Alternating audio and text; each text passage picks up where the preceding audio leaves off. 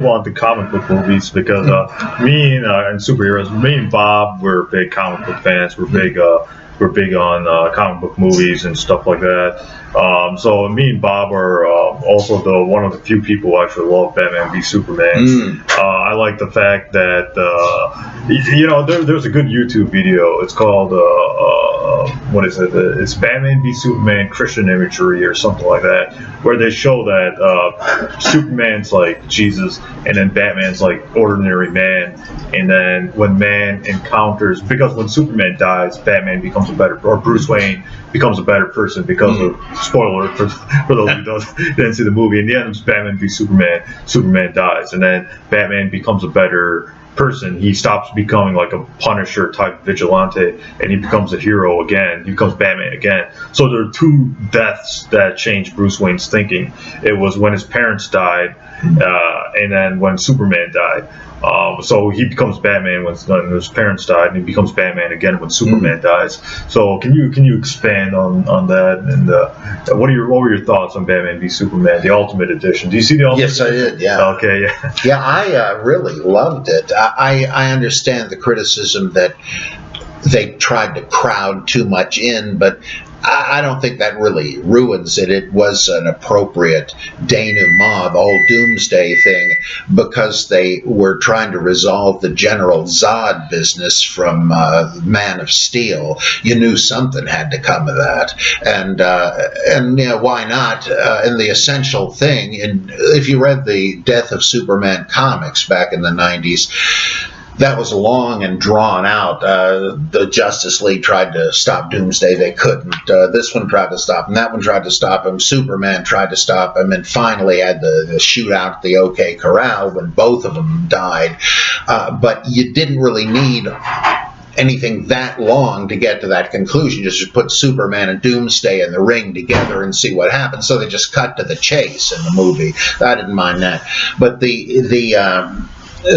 I found the fascinating thing about it, which some thought was a weak point, I don't understand, was that Batman thinks Superman is a danger to the world. If he decided to take over the world or destroy the world, he could do it. Even if he's not wanting to do it today, who knows what will happen? And so Batman says, I've got to kill him, prevent the danger, because he's like a false god. He's an alien from space. We got to get rid of him. And he's on the point of doing it with that kryptonite spear when Superman says, he mumbles, save Martha. Well, Bruce Wayne has been reminded several times throughout this film about the tragic death of his parents and so on. And this, of course, is the motivation for his whole shtick. His mother was named Martha, and he wonders if Superman is somehow referring to her. Why didn't you save Martha? Whatever. And Lois Lane says, no, Martha is Superman's mother's name. And suddenly Batman realizes, my gosh, he has parents and cares about them like I do. He is a human. So he instantly changes his mind. Superman, very powerful, but a human like me, and he becomes an ally with Superman. And, as you say, once Superman dies, he figures, I should have helped him. I'm going to try to replace him by gathering other superheroes. And he does now become more noble. He was just sick of the criminals before, would beat him, the hell out of him, and brand him with a bat. Holy mackerel, Batman didn't used to do that. And now he is a more noble character again. I see a lot in that. I mean, I don't care if movies make a point or have something to teach you. I'm into it for entertainment, but this does happen to have an interesting moral to it. I really loved it. I really liked the fact that I didn't like Lex Luthor. See, I was bothered by his performance. So what do you think, Biz? I know you're a big Lex Luthor fan and stuff like that. So can you, because wasn't Lex Luthor supposed to be older and bald and stuff like that? And in fact, the whole thing with his hair was funny in that he had originally had red hair, and in a lab accident, it destroyed all of his hair. He went bald, and somehow Superboy was in the neighborhood, and he thought he was the cause of it, and that set Luthor off on this crazed vendetta, and then he was bald. Well, when they rebooted Superman in '87 or something like that, John Byrne, '86 or something, yeah. He looked more like the traditional Luthor, but had some of the red hairline receding, but soon he lost it too. So they brought it up to date. Well, that's what happens in the movie too, because Luthor has the long hair, but by the end they've shaved it off and in jail.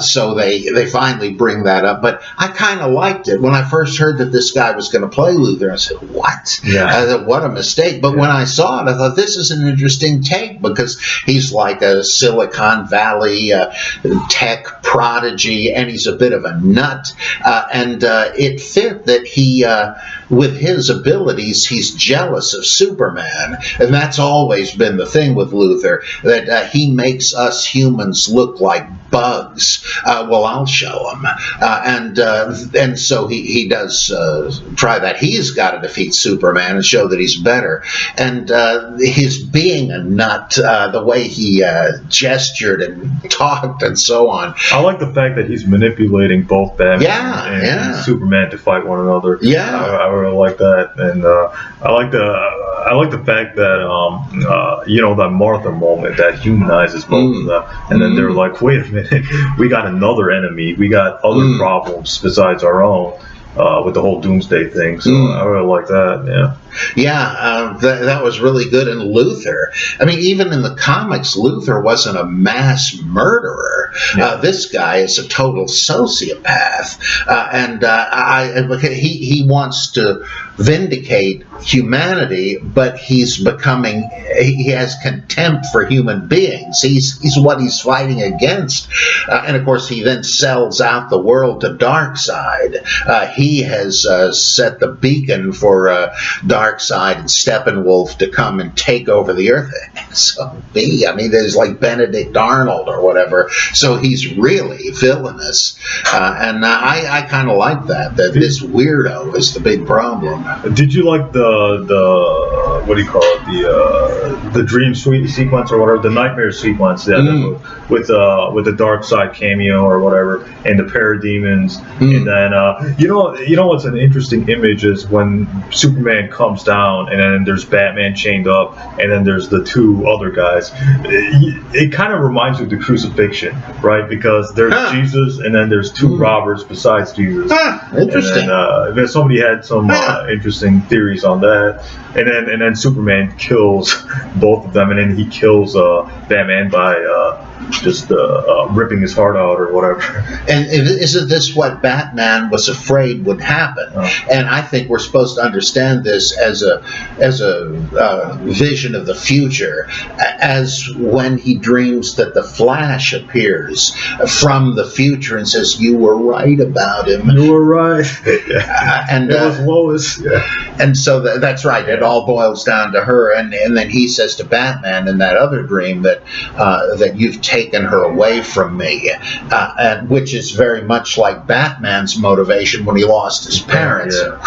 I was sure that in the Justice League we were going to see Darkseid raise Superman from the dead and make him into his champion, which has happened in the cartoons and the comics 2 or 3 times, and that's what we were seeing.